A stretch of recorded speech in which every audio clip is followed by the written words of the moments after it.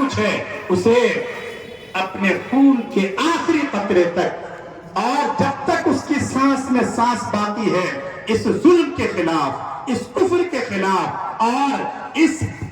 ایک طرح سے جو زبردستی کی آمریت تھی اس کے خلاف ڈٹ کر مقابلہ کرنا یہ ہر مسلمان کا فرض ہے۔ چنانچہ یہ بات کسی معمولی آدمی نے نہیں کہی تھی، یہ الحمدللہ ہندوستان کی سرزمین میں اور یہاں کی مٹی میں علماء سے محبت ہے، بزرگوں کا احترام ہے۔ چنانچہ شاہ عبدالعزیز محدث دہلوی رحمۃ اللہ علیہ کا فتویٰ یہ صرف سیاسی اسٹیج سجانے والے سیاسی منچ سے دیا ہوا کوئی بیان نہیں تھا، چنانچہ اس فتوے کو لوگوں نے اپنے سینے پہ لیا، اپنے دل میں جگہ دی اور ملک کے ایک کونے سے لے کر دوسرے کونے تک انگریزوں کے خلاف بغاوت کی ایک آگ پھیل گئی۔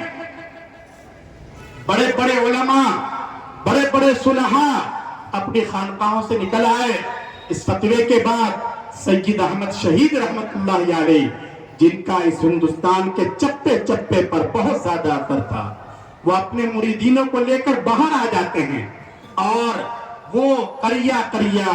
شہر شہر، نہ جانے کہاں کہاں کا دورہ کرتے ہیں، لوگوں کو تیار کرتے ہیں، ان کی ذہن سازی کرتے ہیں۔ وہ اس دورے میں یہاں دیوبند بھی تشریف لاتے ہیں جہاں سے انہیں علم کی خوشبو اور علم کی مہک محسوس ہوتی ہے۔ قاضی مسجد کے آس پاس بھی ان کا قافلہ خیمہ زن ہوتا ہے اور یہاں کے لوگ جن میں جذبہ حریت پہلے سے ہی رہا ہے ان کے اس جذبے کو وہ اور آگ لگا دیتے ہیں، آگے بڑھتے ہیں، پنجاب کے علاقے میں جاتے ہیں اور پھر ان کا مقابلہ ہوتا ہے بالا کوٹ میں۔ لیکن 1831 میں وہ نہایت مردانہ وار مقابلہ کرتے ہوئے وہ بھی جام شہادت نوش کر لیتے ہیں۔ اس کے بعد تحریک کے مراکز بکھر جاتے ہیں، یہاں دہلی کے ساتھ پٹنہ بھی مرکز قائم ہو جاتا ہے، لیکن اپنے طور سے لوگ اس تحریک کو آگے بڑھانے کی کوشش کرتے رہتے ہیں۔ یہی وہ دور ہوتا ہے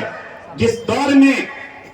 ایسا نہیں ہے کہ سید احمد شہید رحمت اللہ علیہ کی شہادت کے بعد یہ جذبہ سر پڑ جاتا ہے، نہیں، بلکہ لوگوں میں یہ جذبہ اور زیادہ طاقت کے ساتھ ابھرتا ہے۔ ہمارے وہ اکابر جن کا خاص کردار ہے دارالعلوم کی تاسیس میں،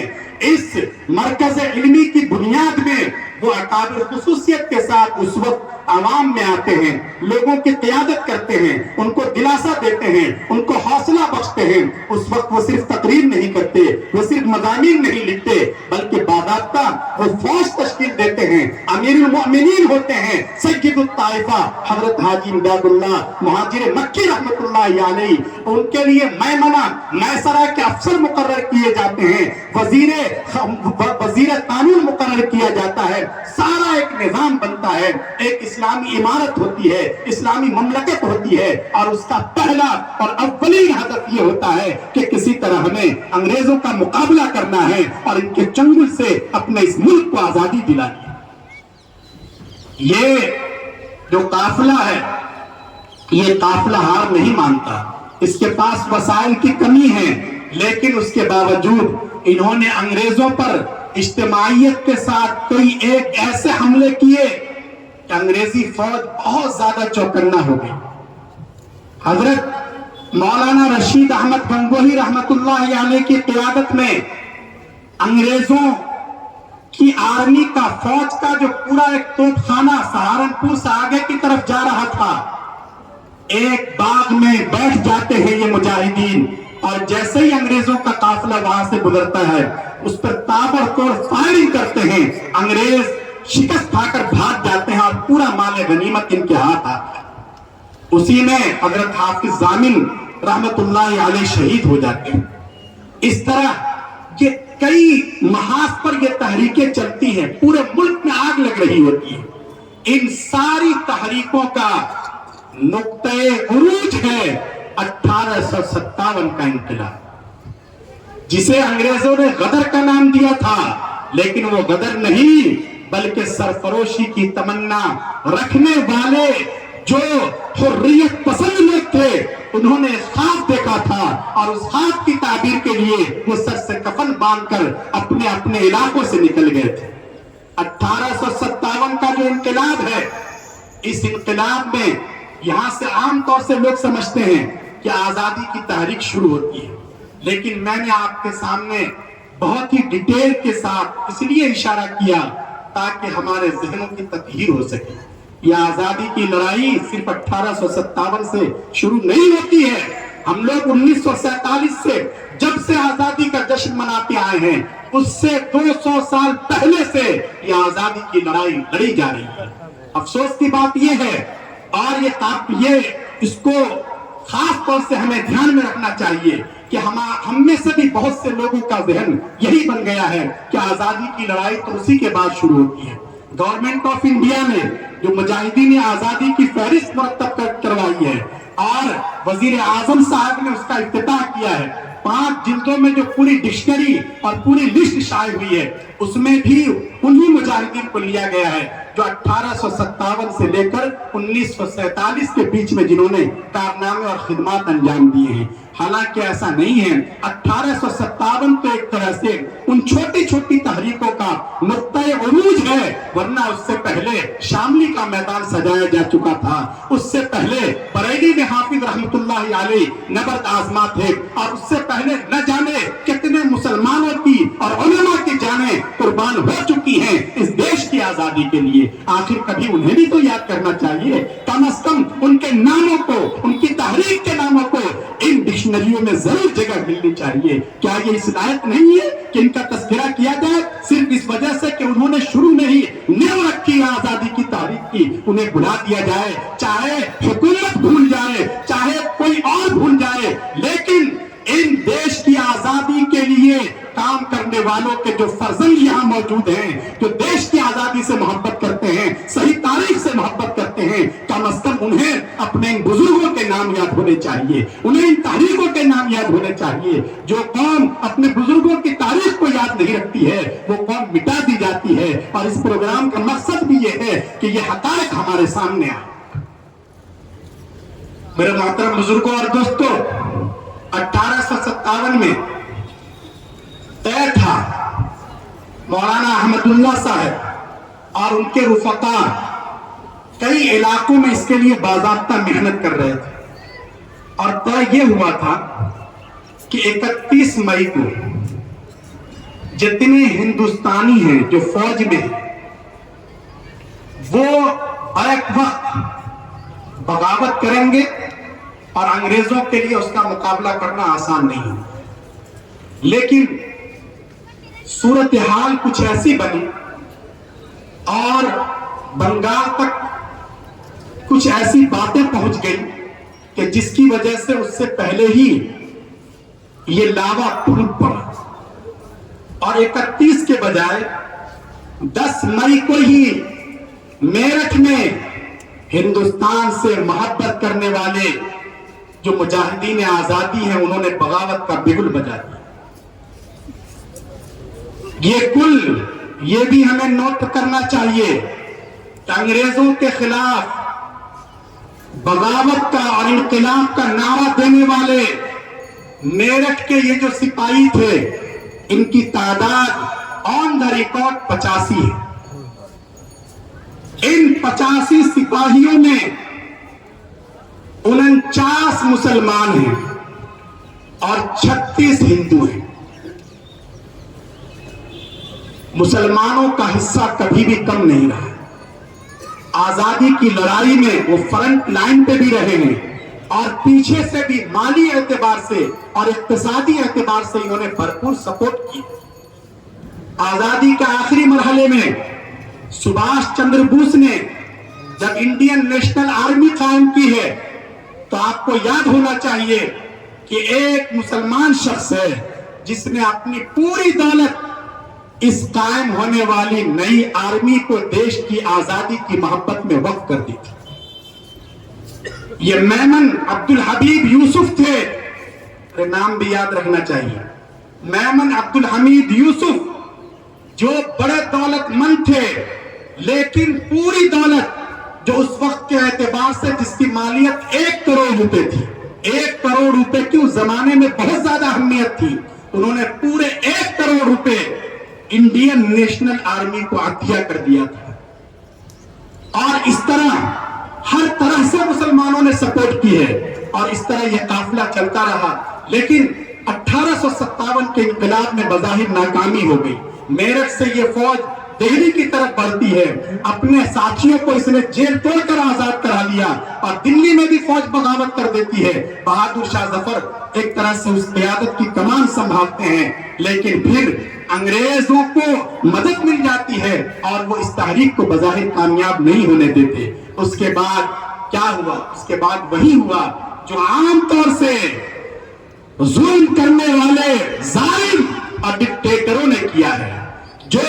अपने इक़्तिदार के खिलाफ, अपनी सत्ता के खिलाफ, अपनी विचारधारा के खिलाफ, अपने नजरिए के खिलाफ एक लफ्ज़ सुनना नहीं चाहते और अपने खिलाफ नजरियात रखने वालों को जो मौत के घाट उतार देते हैं, जो उनके पैरों में जंजीरें डाल देते हैं, यही हाल उस वक्त के जालिम अंग्रेजों ने किया। इन्होंने चुन चुन कर इंतकाम लेना शुरू किया। इसलिए मुसलमान आगे थे, उलमाए किराम के हाथ में क़यादत थी बहुत से इलाकों में, इसलिए इनका नज़ला सबसे ज्यादा उलमाए किराम पर गिरा। एक महदूद अंदाजे के मुताबिक सिर्फ इस वाक़ये के बाद इस इल्जाम में 5000 उलमा को फांसी के फंदे पर लटका दिया गया। पूरा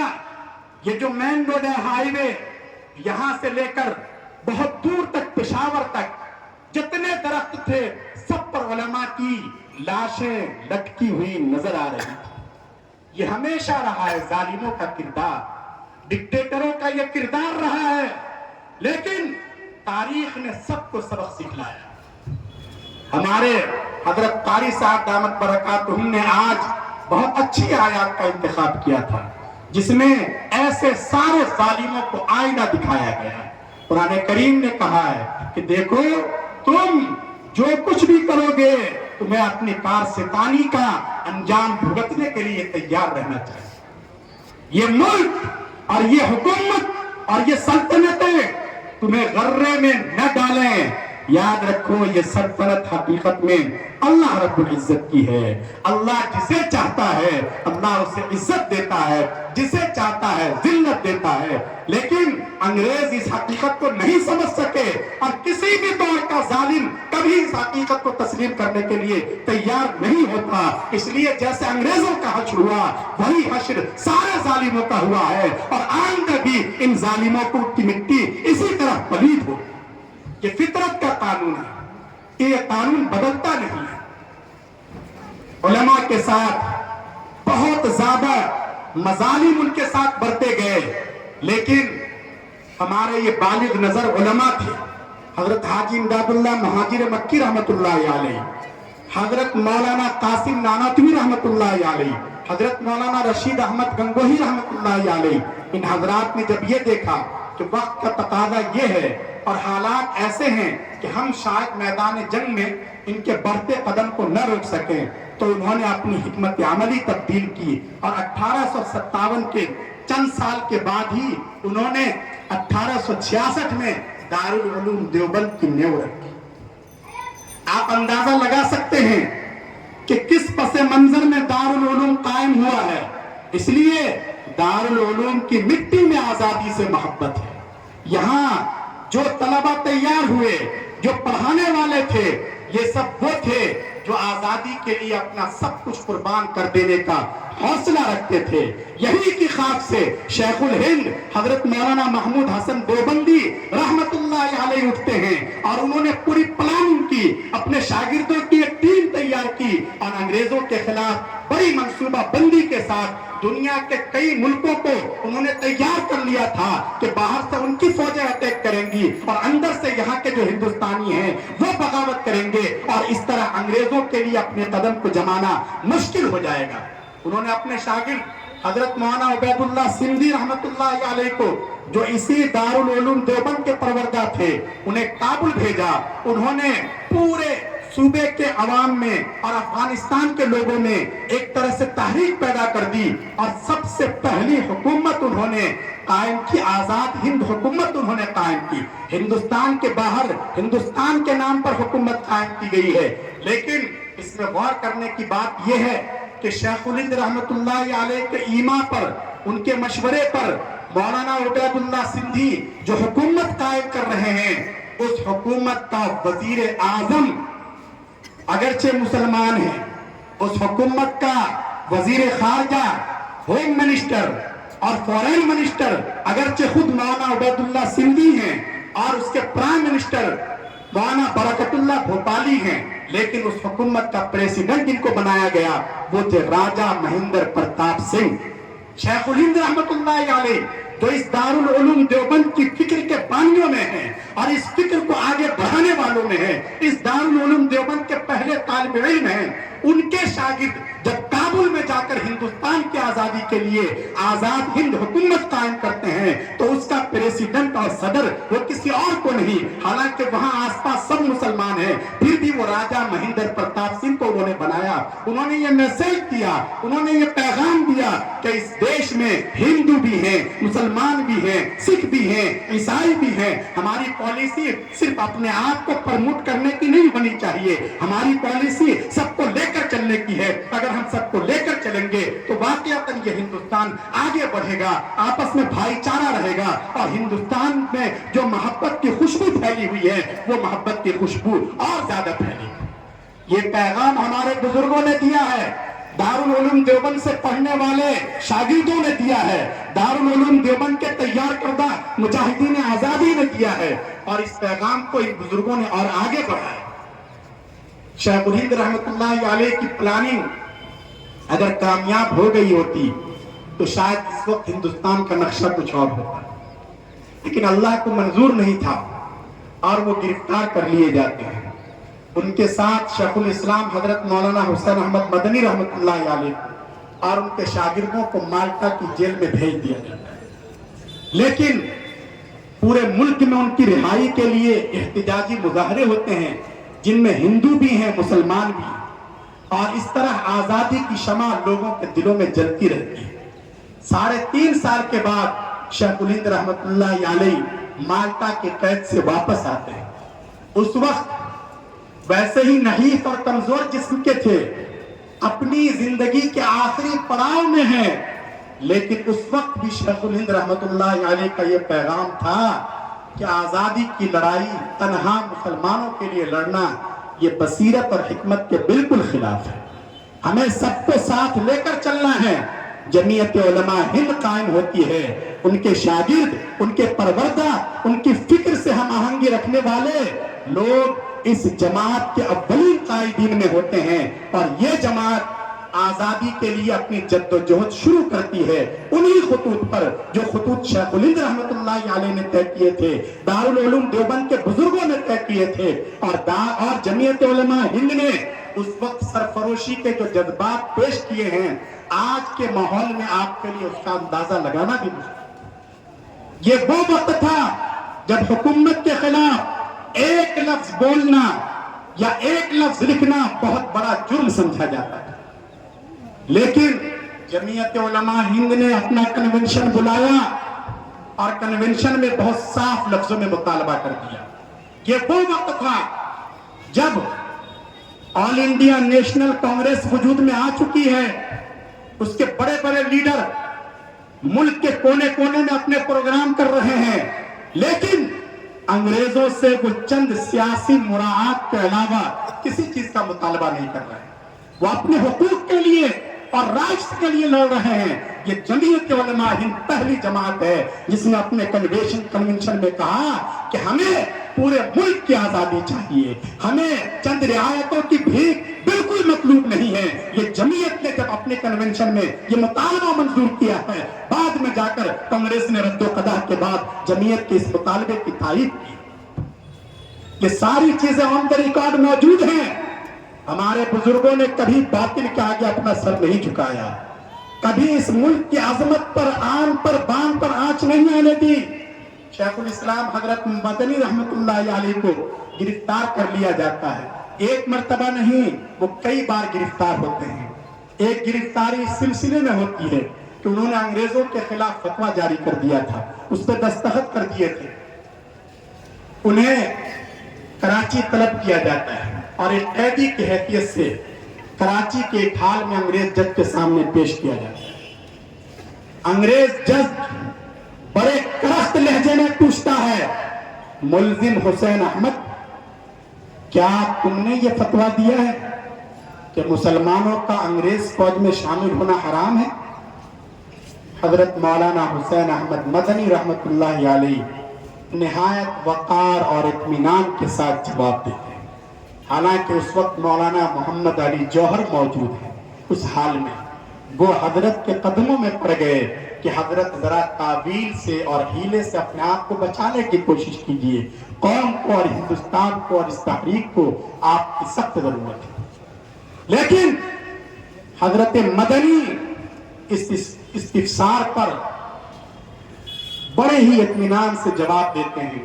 کہ جی میں نے یہ فتویٰ دیا ہے، اور ابھی بھی میں یہ کہتا ہوں کہ مسلمانوں کا انگریزی فوج میں شامل ہونا حرام اور اسلام سے غداری ہے۔ جج پریشان ہو جاتا ہے، پہلو بدل کر وہ نہایت سخت لہجے میں پوچھتا ہے، ملزم حسین احمد کیا آپ کو معلوم ہے اس کی سزا کیا ہے؟ حضرت مدنی رحمت اللہ علیہ، اللہ کی کروڑوں رحمتیں نازل ہوں ہمارے ان بزرگوں کی تربتوں پر، جنہوں نے کبھی بھی باطل کے سامنے سر نہ جھکانے کا ہمیں درس دیا ہے۔ انہوں نے بڑے اطمینان سے اپنے بغل میں دبا ہوا کپڑا انگریز کی میز پر رکھتے ہوئے کہا کہ سزا معلوم تھی، اس لیے یہ کفن کا کپڑا دیوبند سے ساتھ لایا ہوں تاکہ جب مجھے تختے دار پر لٹکایا جائے تو مجھے اپنے کپڑے میں دفن کیا جائے، انگریز کے کپڑے میں نہیں۔ یہ ہمارے بزرگوں کی تاریخ ہے۔ لندن میں گول میز کانفرنس ہوتی ہے، وہاں لوگوں کے اپنے مطالبات ہیں، لیکن مولانا محمد علی جوہر قسم کھا لیتے ہیں کہ نہیں، ہمیں اپنے ملک کی آزادی سے کم کوئی چیز منظور نہیں ہے، یا تو ہمیں ملک کی آزادی کا پروانہ دو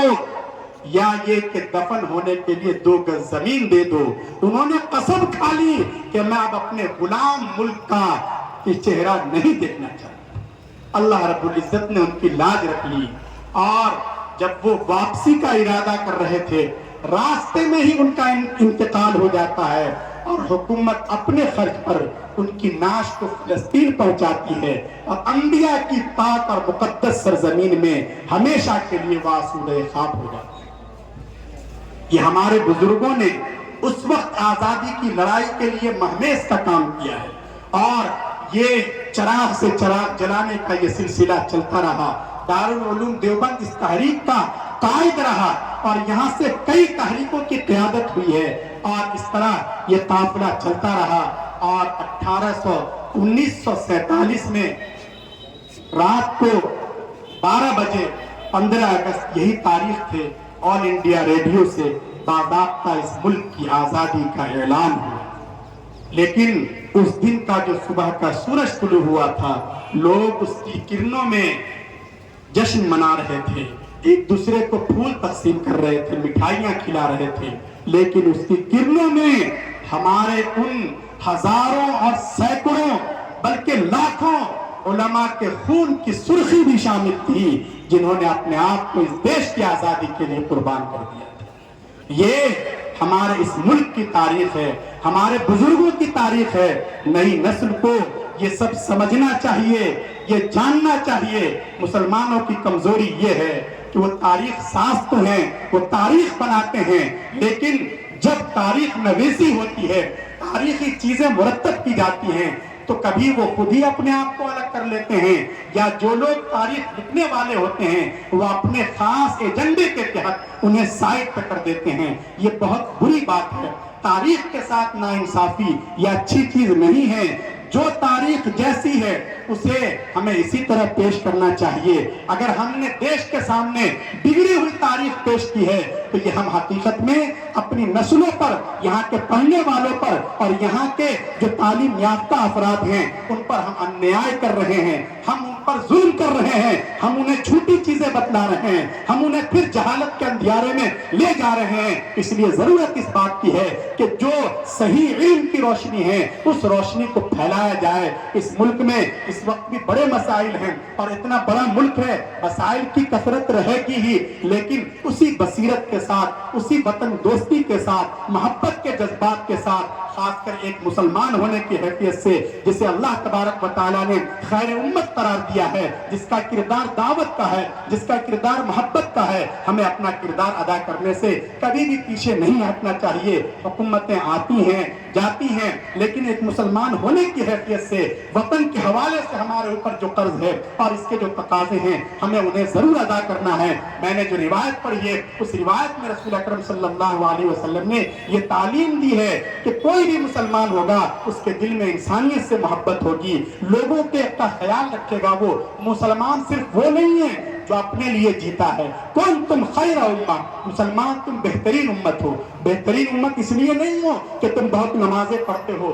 بہت روزے رکھتے ہو، بہت عبادتیں کرتے ہو، یہ چیزیں پچھلی امتوں میں بھی تھی اور یہ چیزیں تو ہمارے لیے فرض ہیں، یہ تو ہمیں کرنا ہی ہے۔ قرآن کریم کہہ رہا ہے تم بہترین امت اس لیے ہو اخرجت للناس، اس لیے کہ تم دوسروں کی نفع رسانی کے بارے میں سوچتے ہو، تمہارے دل میں صرف اپنی محبت نہیں ہوتی، اپنی فکر نہیں ہوتی، بلکہ تمہارے دل میں دوسروں کی بھی فکر ہوتی ہے۔ اگر محلے میں آگ لگتی ہے تو تمہیں صرف اپنے گھر کی آگ بجھانے کی فکر نہیں ہوتی، بلکہ تمہیں پڑوسیوں کی آگ بجھانے کی بھی اس لیے اتنی ہی فکر ہوتی ہے۔ اس لیے تم خیر امت ہو، بہترین امت ہو، اس لیے مسلمانوں کو اپنا کردار ادا کرنا ہے۔ اس وقت حالات یقیناً بہت زیادہ ناگفتہ بے ہیں اور مسلمانوں کے لیے طرح طرح کی پریشانیاں ہیں، کئی طرح کے شکنجوں میں انہیں کسا جا رہا ہے، فرقہ وارانہ فسادات کا سلسلہ ہے، ان کے املاک پر بلڈوزر چلائے جا رہے ہیں، لیکن ان حالات کے باوجود بھی ہمیں مایوس نہیں ہونا ہے۔ یہ فرقہ پرست طاقتیں یہ چاہتی ہیں، ان کا پہلا ایم یہ ہے کہ کسی طرح مسلمانوں کے حوصلوں کو پست کر دیا جائے، یہ اس پوزیشن میں نہ رہے کہ کوئی ڈیسیزن لے سکیں، کوئی فیصلہ لے سکیں۔ لیکن ایسے موقع پر ہمیں بڑی اہمیت کے ساتھ، بڑی حکمت کے ساتھ اور بڑے حوصلوں کے ساتھ کھڑا رہنے کی ضرورت ہے۔ حالات ہمیشہ ایک جیسے نہیں رہتے، حالات میں تبدیلی آتی ہے اور یہ فطرت کے کچھ اپنے نظام ہیں، اس کے مطابق ہمیں اپنے آپ کو بھی سدھارنا ہے۔ ہمارے اندر دین پر عمل کا بے پناہ جذبہ ہونا چاہیے۔ اللہ پاک نے ہمیں جو آزاد ہندوستان کی آزاد فضائیں دی ہیں تو ہم سب سے پہلے اللہ کے غلام ہیں، اللہ کے محکوم ہیں۔ ہم اللہ کے علاوہ کسی بھی منش کی اور کسی بھی سنستھا کی اور کسی بھی طاقت کی اور پاور کی ہم غلامی قبول نہیں کر سکتے، لیکن ہمیں اس کی غلامی کی بندھن میں مضبوطی کے ساتھ بننا پڑے گا۔ ہمارے اندر وہی امانت ہو، ہمارے اندر خودداری ہو، ایک دوسرے کے لیے مرنے مٹنے کا جذبہ ہو، سچائی اور وفا، ایک دوسرے سے کیے گئے وعدے کو نبھانے کا